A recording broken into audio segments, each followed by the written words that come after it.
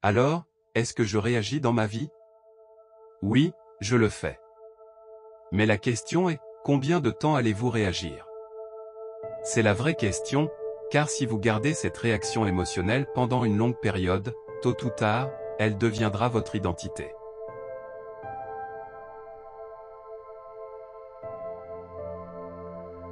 Et alors les gens disent, pourquoi êtes-vous si amer? Pourquoi êtes-vous si frustré? Pourquoi souffrez-vous tant dans votre cerveau? Dans cette émotion?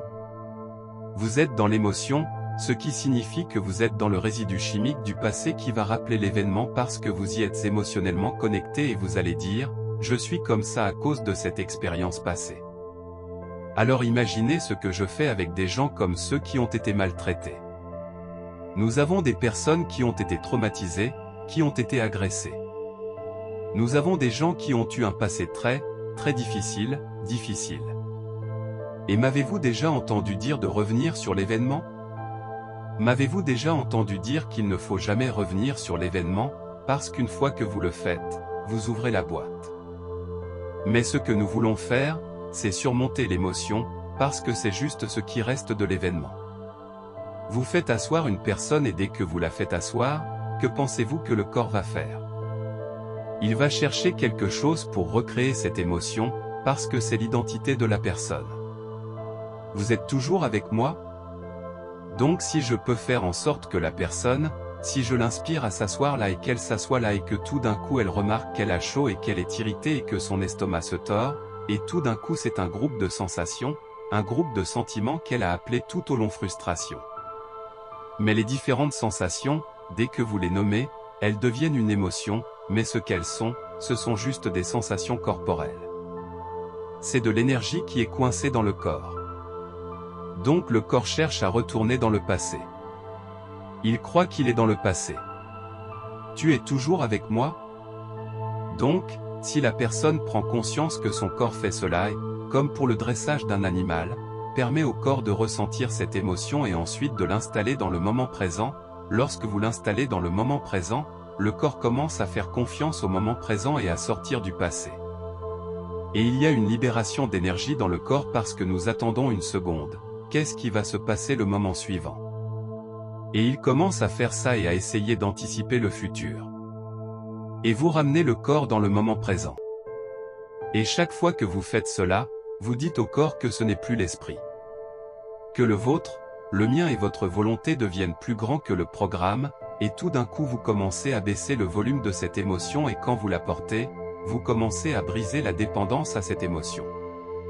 L'effet secondaire de la rupture de cette dépendance s'appelle la joie. C'est la liberté.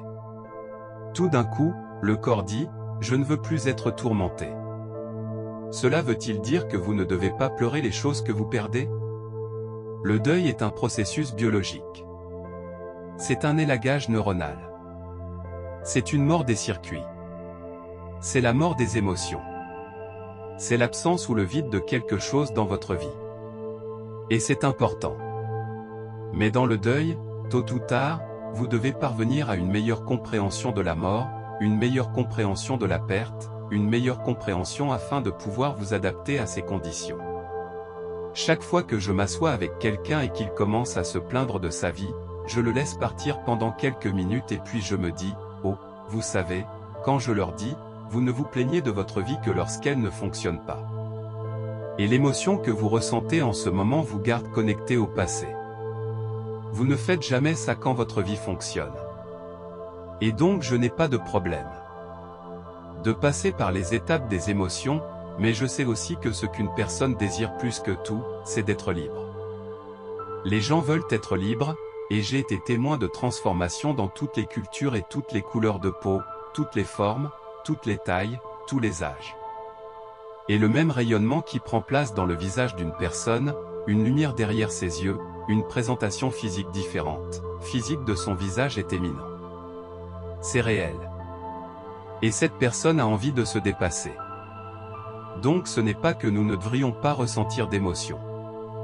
Nous devons ressentir ces émotions et les ressentir complètement. Et comme un enfant, il faut s'en remettre et laisser sortir ce qu'il a sur le cœur, et ensuite, quand on voit des gens qui analysent leur vie dans le cadre d'une émotion perturbante sur les scans cérébraux, encore et encore, on voit que le cerveau empire, tout simplement. Et je disais, excusez-moi, Hector, que diable faisiez-vous là-dedans? Oh, j'étais juste rattrapé par mon ex et les enfants et ils sont partis. Eh bien, je veux que tu saches que ça empire ton cerveau. Ainsi, lorsqu'ils commencent à raisonner ainsi et à comprendre, je ne vais pas leur donner la réponse à leurs problèmes, car lorsqu'une personne souffre, que cherche-t-elle?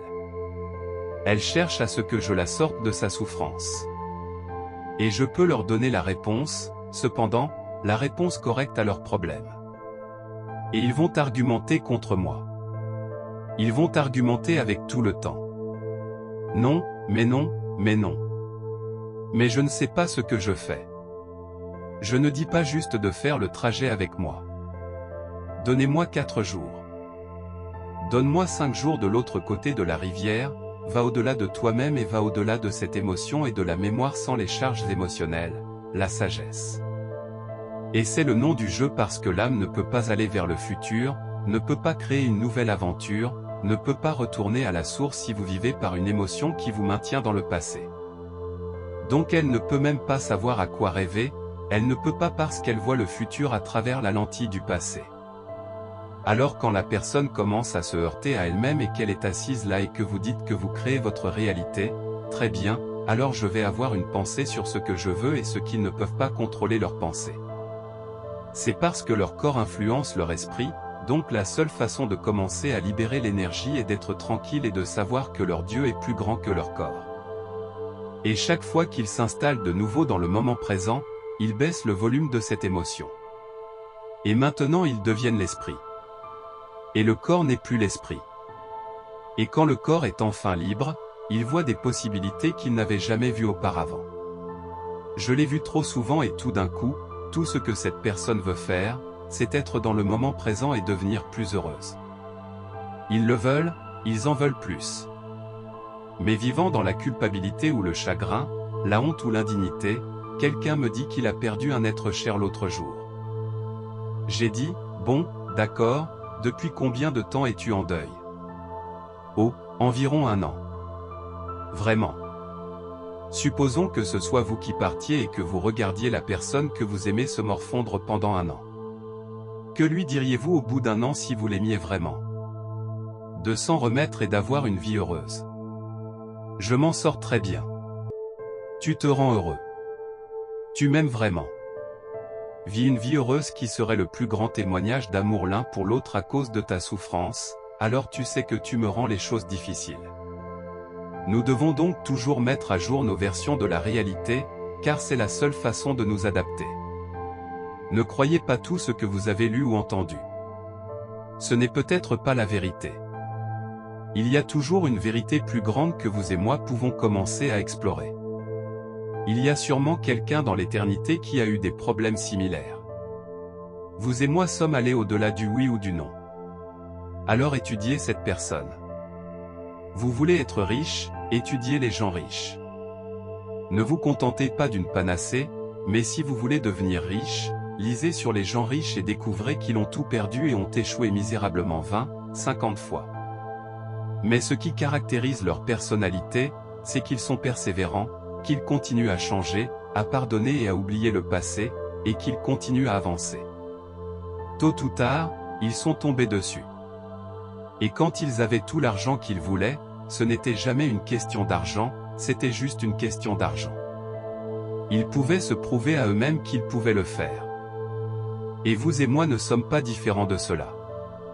Mais si vous ne pouvez pas créer un avenir à cause d'une émotion qui vous retient dans le passé, vous allez devoir affronter cette émotion quand vous vous asseyez et que votre corps a toutes ses sensations physiques et qu'il devient vigilant et veut se lever et aller de l'avant et vous allez juste, waouh, vous vous calmez et vous travaillez avec elle.